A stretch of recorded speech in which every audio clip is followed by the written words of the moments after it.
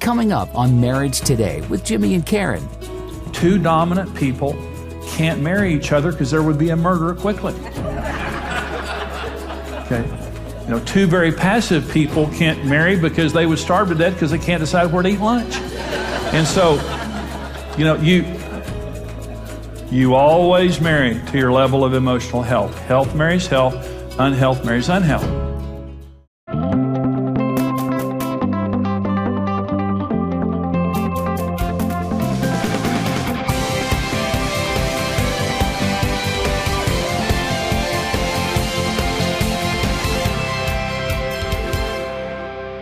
Karen and I never discuss who the boss of our marriage is because the boss of our marriage is Jesus Christ. But when we began in marriage, I dominated Karen. I had a very dominant personality. And because of that, we had no intimacy. We had a horrible marriage. We had everything I'm going to describe here was Karen and me early in our marriage. But we learned to overcome it. We learned to disarm it. And now we have a wonderful marriage where we share everything together. Let me give you a definition of dominance when I talk about this. It means disproportionate control of the relationship and those elements common to the relationship, like children, like money, those types of things. It means someone has more stock than the other person. If there's a company and you both have 50% of the stock, and that's a good marriage. In a dominant marriage, someone has more stock. In fact, sometimes someone has all the stock.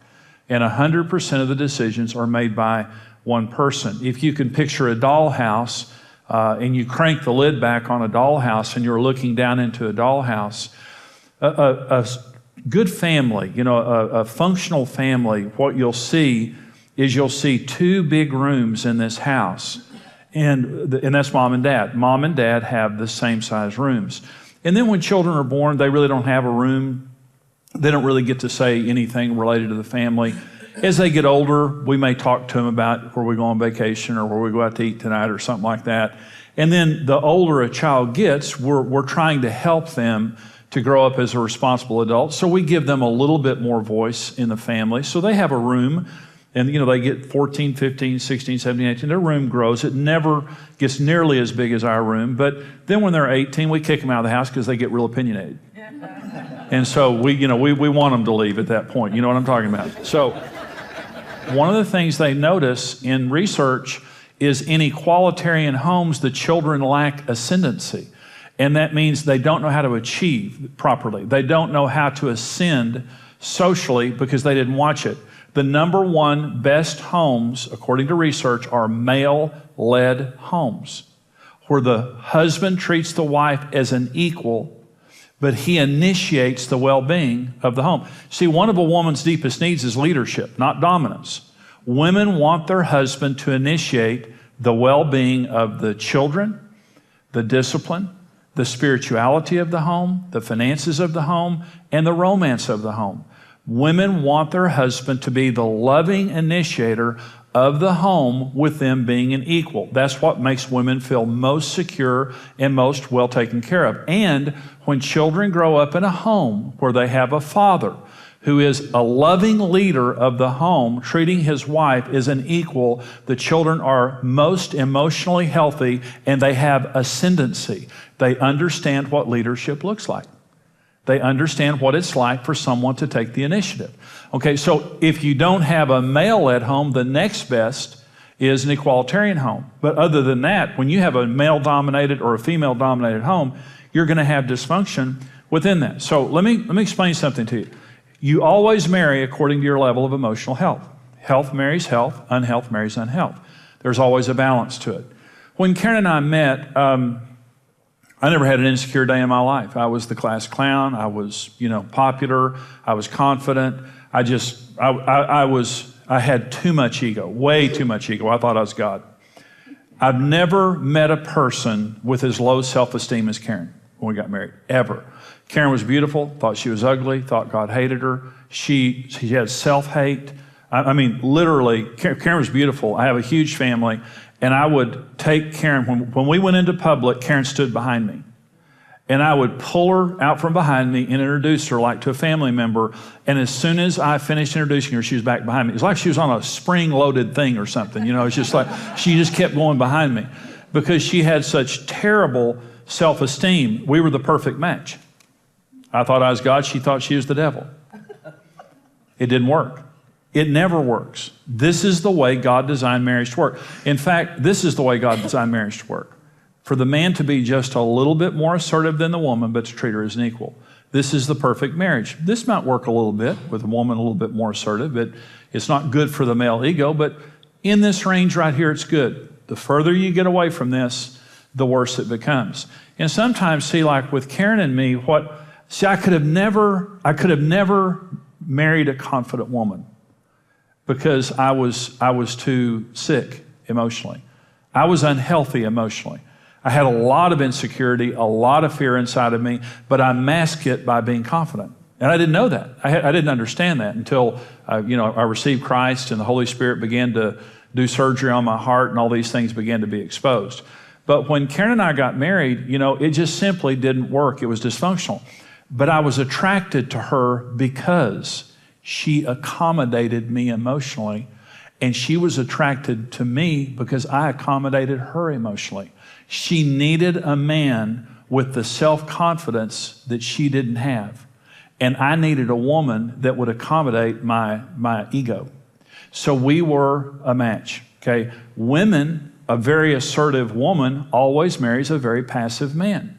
Two dominant people can't marry each other because there would be a murder quickly.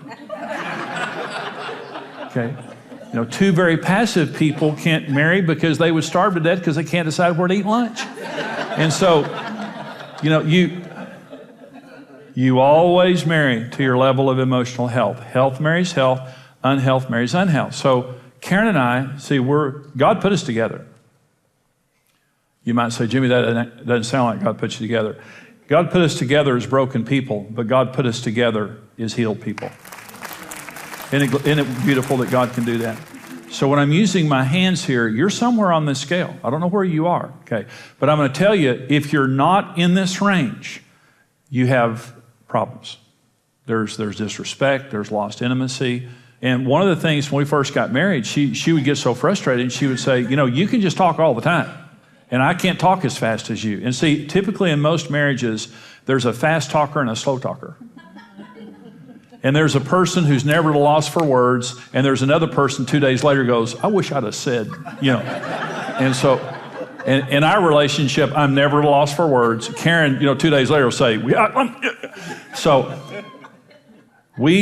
my strong personality just was overbearing within the relationship. And we would get into an argument. I was a prosecuting attorney, and I could make my case extremely well. And, so Karen was so frustrated in our relationship because of the strength of my personality that was not submitted to the Holy Spirit. And I'm going to talk about this more in just a minute. But some of you ladies have a strong leader personality, and your husbands don't. Some of you ladies are fast talkers. Now, all ladies are talkers. I can tell you that right now. But some of you are fast talkers. And some of the husbands are slow talkers or don't talk as much. And so you have a naturally dominant personality that you have to learn to deal with. So let me talk just a minute about what to do if you're being dominated and what to do if you're dominant. Okay. So having said everything that I've just said, if you're being dominated, you have to be honest with your own issues. Karen is an example of this. Is that you have to be honest and just say, I'm being dominated, okay? And don't deny it, don't sugarcoat it, I'm being dominated. The second thing you have to do is just stand up. It's like a teeter-totter. When you're on a teeter-totter with someone, what you do directly affects them. When you change, your marriage changes. You're not a victim. You don't have to wait for your spouse to change. When you change, the equilibrium of the relationship changes. So here's what Karen did. So we have this teeter-totter, and here we were. As Karen began to get healed, Psalm 107:20 says, God sent his word to heal them and to deliver them from their destructions. Okay? Well, every morning, Karen would wake up. From the day we got married, Karen has never not read the Bible in our entire married lives. Even when she didn't believe it. Even when she hated herself and thought she couldn't be saved. Every day she read the Bible. The Bible healed Karen. I didn't, the Bible did. God's word healed my wife. And as Karen began to get healed, one of the manifestations of her emotional health improving was she began to stand up to me lovingly. She just began to stand up. Well, again, the equilibrium changes. When you change, everything changes. So Karen began to force me to be more humble and accommodating of her by doing this. And my response was, you get out of the house. The night that she stood up to me, I told you get out of the house. And that was the old chauvinist, dominant Jimmy that died that night. Thank God. She began to stand up to me. When she did it, forced the issue.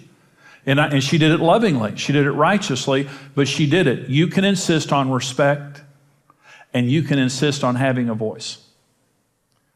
And let me say, some people are dominated because they're emotionally lazy.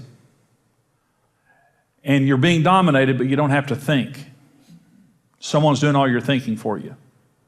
And you've got to, but you're miserable. You have to make up your mind, I'm not going to be emotionally lazy anymore. I'm going to pay the price to be heard and be respected. I'm going to do it righteously, but I'm going to do it. Okay? I'm not going to accommodate the dominance of my spouse. If you're the dominant person, you got to sit down. You got to humble yourself, and you've got to accommodate your spouse. Now listen to me. I will not make a decision without Karen Evans, period. Every significant decision we make together 1,000 times. She says to me, Jimmy, you just make the decision, I'm fine. 1,000 times I say, no. No. And I never pressure her. I never nag at her. She never pays a price. And what I say to her, the unity in our marriage is more important than any decision we're making. And wherever we go, we're going together. And if it takes you an extra day, an extra week, an extra year, I'm waiting until you're ready. You pray, you get all the information you need. We'll talk until you're ready, because we're a team, and everything we do together under the lordship of Jesus Christ. And what that creates in our marriage is intimacy. And as a dominant man, I'm naturally dominant with a strong personality. As a dominant man, what I have to do is sit down. Sit down. So, how did our marriage get healed? Karen stood up and I sat down. Karen began to assert herself. She began to stop accommodating my ego, which was wrong and sinful. She just began to lovingly insist on respect and insist on having a voice. I sat down. And now we're here. Karen dominates me. No, honestly, what I say to Karen is, you're too healed. I'm asking Jesus to take away some of your healing. Because that sister is a lioness of God. I'm telling you. So, but I guarantee you one thing, we have an equal marriage. You know, I hope that teaching was a blessing to you. That is just really a small part of a full resource that we do called Return to Intimacy. You know, it's all about intimacy. And in this resource, we talk about disarming destructive anger, disarming destructive fear, disarming destructive dominance, which affects so many marriages, and also the secrets of intimacy in marriage, how to understand just the issue of intimacy, because intimacy is the prize of marriage.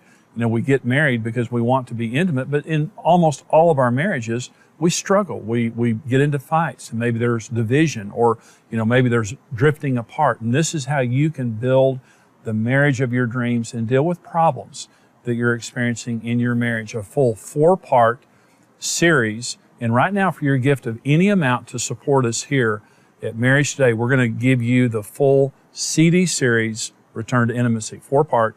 And also now for your gift of $90 or more, if you can just be generous with us and send your most generous gift right now to support the ministry here at Marriage Today, we'll send you the full DVD series, 4-part, Return to Intimacy, along with our one devotional book.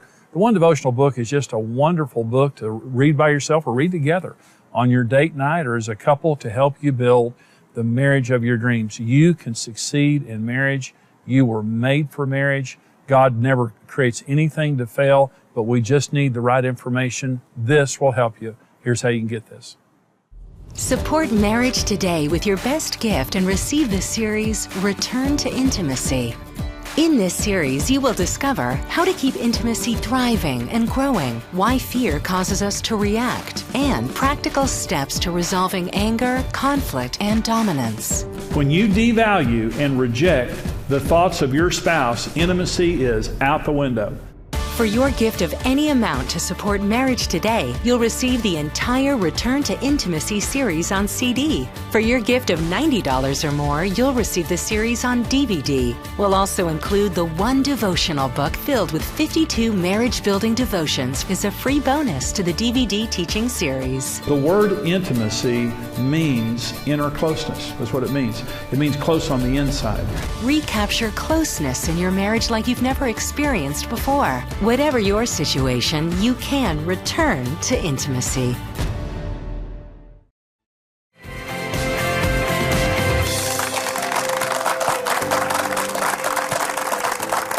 Well, you know, this program today on dominance, we hope that this is helpful to you. Karen, we're talking about intimacy.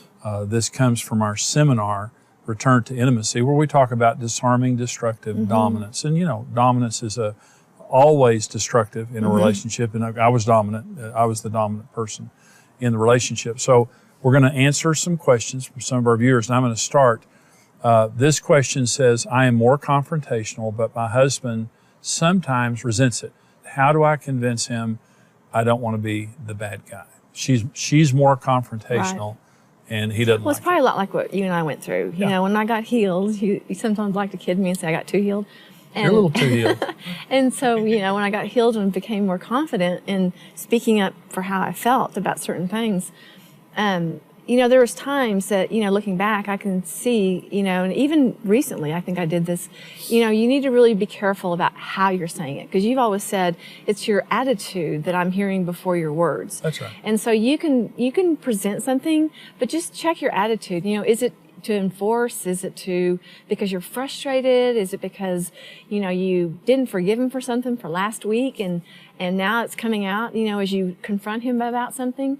And, you know, the main thing is, you know, be respectful and talk in a gentle, kind way. I mean, we all can hear when someone's being kind and gentle and, you know, just loving. So, you know, check the tone of your attitude. That would be a big thing for me to say. Well, and two, it might be that he's passive, and so he doesn't share his feelings. She might be dominant or, you know, disrespectful, like you were saying.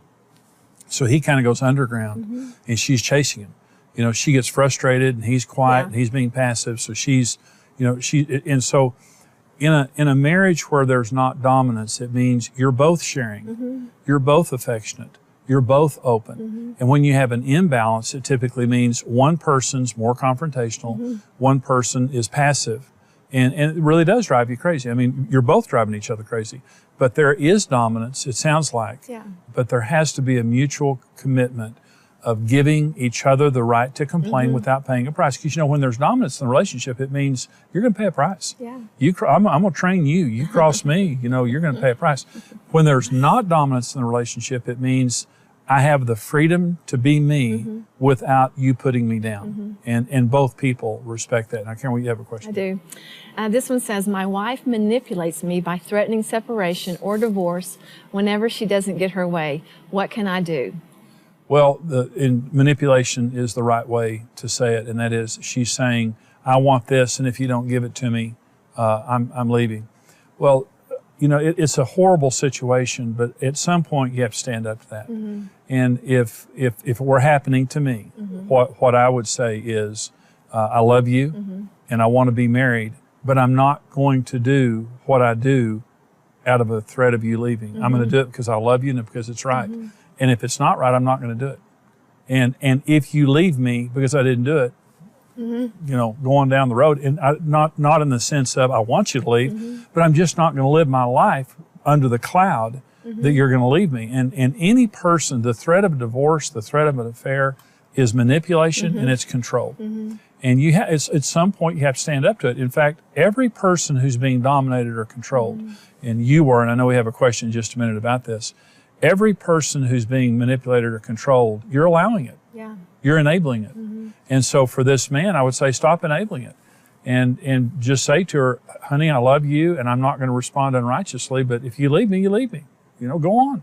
But I'm not going to do that. And what happens then is either she'll leave and come back or leave and not come back or stop doing it. But either way, he's out from under that control. And it may be a time where they just need to really get outside help. You know, just go get some counseling and just say, you know, we can't live this way, but I don't want you to leave, and I don't want to leave. So let's go get some outside help. Well, I think that's exactly right, Karen. I think that outside help would be great for them. Now, let me try to get through one more question Okay. here. Karen, how exactly did you begin standing up to Jimmy when he was controlling and dominating? Every time I have to laugh because I remember exactly where we were and what room we were in, and exactly the look on your face and what I was doing back at you. Don't you love those memories? But It was like it was right before, the worst of the worst. And you were just like always telling me, you're just not submitted enough. And I was just thinking, I am probably the most submitted woman you're ever going to find. And you were just like constantly saying that. And I'll never forget, just you all over me. Just, you better do da-da-da-da-da. And the lady's asking, how did you do it? You just began to lovingly. I didn't know. What I remember thinking is, no, that's not right. Yeah. That's not right. Yeah. And I am. Yeah. And I just remember walking out of the room thinking, I'm not going to engage in this. See, before I would stay engaged trying to win, and I knew I was going to lose because I can't. But you were just saying to me, don't talk to me like that. No, that's not right. Exactly. You began to, it's this deal here. You have a person dominant and a person who's overly submissive. You began to stand up. I know. And it forces. You're so cute because you're telling me. Well, anyway. But look, she just hit me. So anyway, the sister's healed. No. But you're right. You're saying is right. But I was getting to that. We're out of time, thankfully. And now watch this. I hope you're enjoying today's program. It's our joy to be able to come to you and minister to you. I hope you've been touched by what you've seen today, and maybe you're a regular viewer of our television program. Our program is broadcast across America and around the world into hundreds of millions of homes every day. And it's just our joy to be able to touch millions of lives and help millions of people to succeed in marriage and family relationships. And we can only do that because of our faithful financial supporters. I'm asking you, if you've been touched by this ministry and if you believe in our mission of helping people to succeed in marriage and keeping little children together with their parents and helping our children and grandchildren to have a better future. If you believe in what we're doing, would you stand with us financially? Your generous financial gift right now is such a blessing, and really we can only do what we do because of financial partners who stand with us, people just like you. I'm asking you to stand with us financially, even to become a monthly partner, and here's more information on how you can do that. When you stand with Marriage Today, your individual effort multiplies with other like-minded partners. And together, we can rebuild the dream of marriage for couples around the world. Being a rock-solid partner with Marriage Today grants you immediate access to an exclusive library of the ministry's resources and intimately connects you with our mission of helping couples succeed in marriage. That's really why we became rock-solid partners, just because there was so much available to help us to help other marriages heal the way that we have. That's why we're tied into the ministry. We want to be able to bless and give so they can keep doing what they're doing. You're guaranteed if you listen to any of the resources, you read the resources, you come to a conference, you will be changed. Everyone has something to give, and there are millions of unreached couples who desperately need the marriage-strengthening resources of Marriage Today. That's why we need you to join us. Become a rock-solid partner with the ministry and mission of Marriage Today.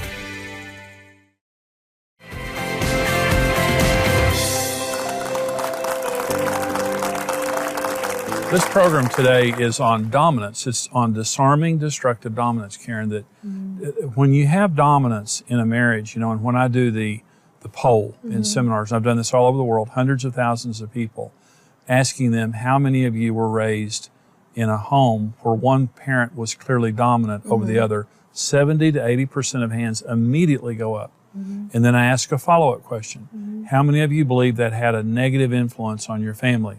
Every hand immediately goes back up. All over the world.